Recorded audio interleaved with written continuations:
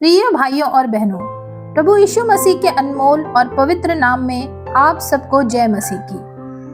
आज हम नीति वचन अध्याय 23 के उन वचनों पर विचार करने जा रहे हैं जो दिल को छूते भी हैं और झंझोड़ते भी हैं। ये वचन हमें सिर्फ गलत आदतों के बारे में नहीं बताते, बल्कि गलत दिशा में जा रहे जीवन की सच्चाई को उजागर करते हैं।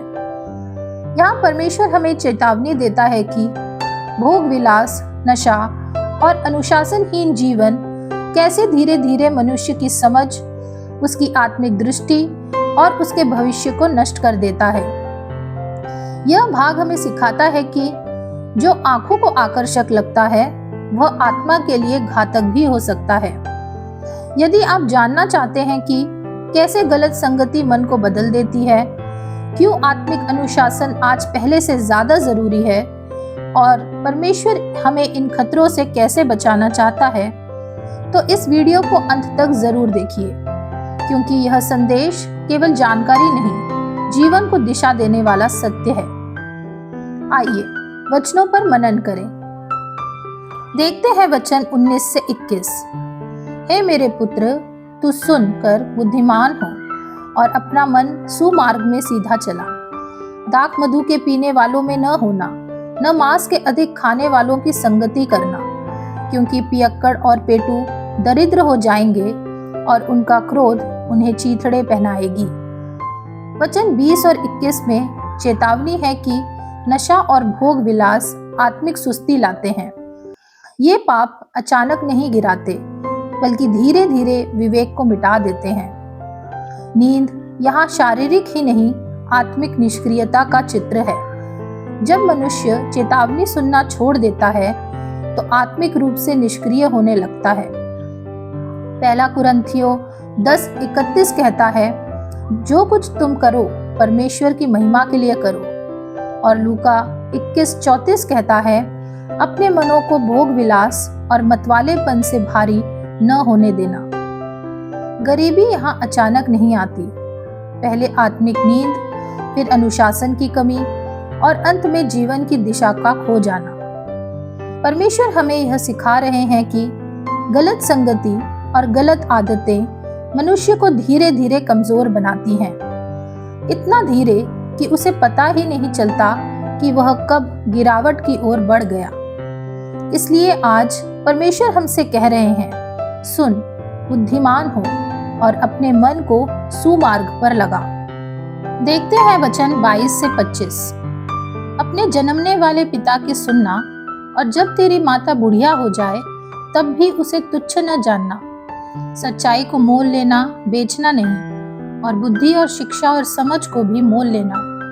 धर्मी का पिता बहुत ही मगन होता है और बुद्धिमान का जन्मने वाला उसके कारण आनंदित होता है। तेरे कारण तेरे माता पिता आनंदित और तेरी जननी मगन हो। इन वचनों में परमेश्वर परिवार को आत्मिक शिक्षा का पहला विद्यालय दिखाते हैं। वचन 22 हमें सिखाता है कि माता पिता की सुनना कोई सामाजिक कर्तव्य नहीं, बल्कि परमेश्वर की व्यवस्था है। माता और पिता यहाँ परमेश्वर के प्रतिनिधि हैं, जिनके द्वारा जीवन, अनुशासन और मार्गदर्शन मिलता है। परमेश्वर की दृष्टि में आदर उम्र, क्षमता या स्थिति पर निर्भर नहीं करता। वचन 23 में एक बहुत ही बड़ा आत्मिक सिद्धांत है, सच्चाई को मोल लेना, बेचना नहीं। अर्थात सत्य के लिए कीमत चुकाने के लिए तैयार रहो और किसी भी लाभ, दबाव या सुविधा के लिए उसे कभी न छोड़ो। यूहन्ना 8:32 कहता है, सत्य तुम्हें स्वतंत्र करेगा। वचन 24 और 25 बताते हैं कि बुद्धिमान और धर्मी जीवन माता पिता के लिए आनंद का कारण बनता है। यह दिखाता है कि हमारी आत्मिक चाल केवल व्यक्तिगत नहीं, बल्कि पीढ़ियों को प्रभावित करने वाली है। इफिसियों 6:1 से 3 में लिखा है, माता पिता की आज्ञा मानना प्रतिज्ञा सहित है। इसलिए प्रियो, जो सत्य को थामे रहता है और माता पिता का आदर करता है, वही न केवल परमेश्वर को प्रसन्न करता है, बल्कि अपने परिवार के लिए भी आनंद का कारण बनता है। देखते हैं वचन 26 से 28। हे मेरे पुत्र, अपना मन मेरी ओर लगा और तेरी दृष्टि मेरे चाल चलन पर लगी रहे। वैश्या गहरा गड्ढा ठहरती है और पराई स्त्री सकेत कुएं के समान है। वह डाकू के समान घात लगाती है और बहुत से मनुष्यों को विश्वासघाती बना देती है। इन वचनों में परमेश्वर पाप की जड़ को उजागर करते हैं और जड़ है मन। वचन 26 में परमेश्वर कहते हैं, अपना मन मुझे दे। यह सबसे गहरी आत्मिक मांग है। परमेश्वर सबसे पहले हमारा आचरण नहीं बल्कि अधिकार चाहते हैं। जब मन परमेश्वर के पास होता है तभी आंखें भी सही मार्ग देख पाती हैं। इसलिए भजन संहिता 119:9 कहता है, जवान अपना चाल चलन कैसे शुद्ध रखे, तेरे वचन के अनुसार सावधान रहकर। वचन 27 और 28 में यौन पाप को गहरे गड्ढे और सकरे कुएं के रूप में दिखाया गया है। ये चित्र बताते हैं कि इसमें गिरना आसान है लेकिन निकलना बहुत कठिन। यह पाप केवल शरीर को नहीं बल्कि आत्मा, चरित्र और विश्वास को भी चोट पहुंचाता है। मत्ती 5:8 कहता है, धन्य है वे जिनके मन शुद्ध हैं। और पहला कुरिन्थियों 6:18 कहता है, व्यभिचार से बचते रहो। पाप अक्सर आंखों से प्रवेश करता है और मन में जड़ पकड़ लेता है।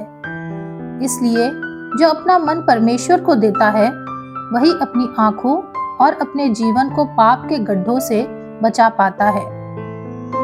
आगे देखते हैं अंतिम भाग, वचन 29 से 35। कौन कहता है हाय, कौन कहता है हाय हाय, कौन झगड़े रगड़े में फंसता है, कौन बकबक करता है, किसके कारण घाव होते हैं, किसकी आंखें लाल हो जाती हैं, उनकी जो दाख मधु देर तक पीते हैं और जो मसाला मिला हुआ दाख मधु ढूंढने को जाते हैं। जब दाख मधु लाल दिखाई देती है और कटोरे में उसका सुंदर रंग होता है और जब वह धार के साथ उंडेला जाता है तब उसको न देखना, क्योंकि अंत में वह सर्प के समान डसता है और करैत के समान काटता है। तू विचित्र वस्तुएं देखेगा और उल्टी सीधी बातें बकता रहेगा और तू समुद्र के बीच लेटने वाले या मस्तूल के सिरे पर सोने वाले के समान रहेगा। तू कहेगा कि मैंने मार तो खाई परंतु दुखित न हुआ, मैं पिट तो गया परंतु मुझे कुछ सुधि न थी। मैं होश में कब आऊं, मैं तो फिर मदिरा ढूंढूंगा। इन वचनों में परमेश्वर नशे की वास्तविक, भयानक और धोखेबाज तस्वीर दिखाते हैं। वचन 29 में पूछे गए प्रश्न दिखाते हैं कि नशा केवल शरीर को नहीं बल्कि मन, रिश्तों और आत्मा तीनों को घायल करता है। वचन 31 कहता है, जब दाख मधु लाल दिखती है तब उस पर दृष्टि न करना। यहाँ परमेश्वर सिखाते हैं कि पाप पहले आंखों को आकर्षक लगता है लेकिन अंत में आत्मा को कड़वा कर देता है। वचन 32 में कहा गया, अंत में वह सांप की नाई डसती है, अर्थात शुरुआत में मीठा पर परिणाम में जहर। यह वही सिद्धांत है जो याकूब 1:14 से 15 में मिलता है। पहले लालसा, फिर पाप और अंत में मृत्यु। लूका 12:45 भी कहता है, मतवालेपन से आत्मिक जागरूकता नष्ट होती है। और रोमियो 6:23 कहता है, पाप की मजदूरी मृत्यु है। झगड़े, शोक, व्यर्थ बातें, ये सब नशे ही के फल हैं। वचन 29 से 35 हमें यह सिखाता है कि नशा केवल बुरी आदत नहीं बल्कि आत्मिक शत्रु है। यह विवेक को सुला देता है, दर्द को महसूस नहीं होने देता और मनुष्य को अपने ही विनाश से प्रेम करना सिखा देता है। इसलिए परमेश्वर पहले ही चेतावनी देते हैं, उस पर दृष्टि भी न करना। जो पाप शुरुआत में आनंद देता है वही अंत में आत्मा को दास और जीवन को खोखला बना देता है। प्रिय भाइयों और बहनों, नीति वचन 23:19 से 35 हमें एक ही सच्चाई सिखाता है, मन की दिशा ही जीवन की दिशा तय करती है। गलत संगति, गलत इच्छाएं और नशा पहले आकर्षक लगते हैं, लेकिन अंत में मनुष्य को आत्मिक रूप से सुस्त और जीवन में दरिद्र बना देते हैं। इसलिए परमेश्वर आज भी कहते हैं, अपना मन मुझे दे और अपनी आंखें मेरे मार्गों पर लगाए रख। आज निर्णय हमारा है, क्या हम क्षणिक सुख चुनेंगे या परमेश्वर की बुद्धि और सुमार्ग। आइए हम अपना मन, अपनी आंखें और अपना पूरा जीवन परमेश्वर को सौंप दें, ताकि हमारा अंत पछतावे में नहीं, आशीष में हो। आइए अपने सरों को झुकाएं और मनों को परमेश्वर की ओर लगाएं। स्वर्गीय पिता, हम आपका धन्यवाद करते हैं आपके जीवित और सामर्थी वचन के लिए। प्रभु, हम स्वीकार करते हैं कि कई बार हम गलत संगति, गलत इच्छाओं और क्षणिक सुखों की ओर झुक जाते हैं। आज हम अपना मन, अपनी आंखें और अपना पूरा जीवन आपको सौंपते हैं। हमें बुद्धि दीजिए कि हम सत्य को मोल लें और किसी भी कीमत पर उसे न बेचें। हमें सामर्थ्य दीजिए कि हम हर प्रकार के नशे, भोग विलास और पाप के गड्ढों से दूर रहें। प्रभु, हमारे हृदयों को जागरूक रखिए, हमारे कदमों को सुमार्ग पर स्थिर कीजिए, ताकि हमारा जीवन आपके नाम की महिमा का कारण बने। हम यह प्रार्थना प्रभु यीशु मसीह के पवित्र नाम में मांगते हैं, आमीन।